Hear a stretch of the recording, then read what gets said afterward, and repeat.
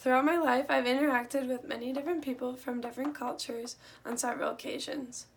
Two examples that I can think of that recently happened where I interacted with people and I struggled to interact with those people from different cultures were my mission trip to Puerto Rico in 2017 and this past year with a friend on the soccer team at school who is from Norway. On my mission trip to Puerto Rico, as you can imagine, everyone there spoke Spanish, and the kids that we were working with had very little English lessons at that time. I, coming from America, spoke English very well, but had very little Spanish knowledge.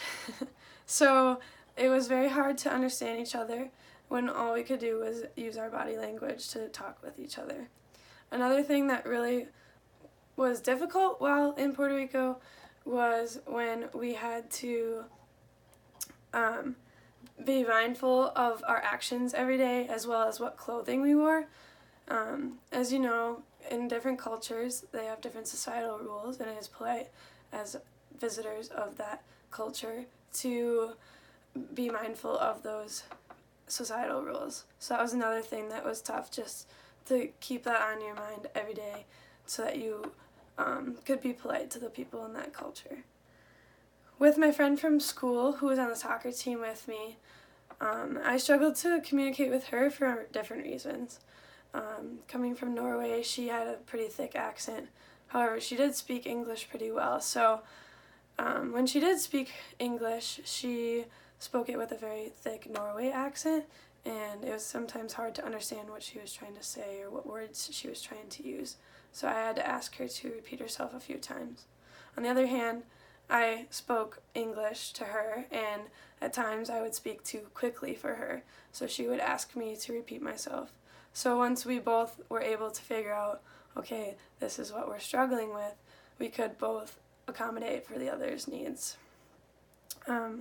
Tonight, when I talk with Chantel at her house, I think that maybe the same barriers will show up, but I don't think all of them will. My opinion is that since she is a translator in the school district, that she might just struggle with my speed of language, and I might just struggle with her thick accent.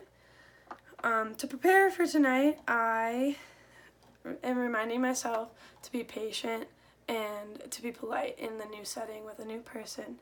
But I also made sure to look over my question sheet so that while I'm in there, I'm not looking at anything, but just listening to her and having my full attention on her, but being able to have those questions in my head in case the conversation were to die down.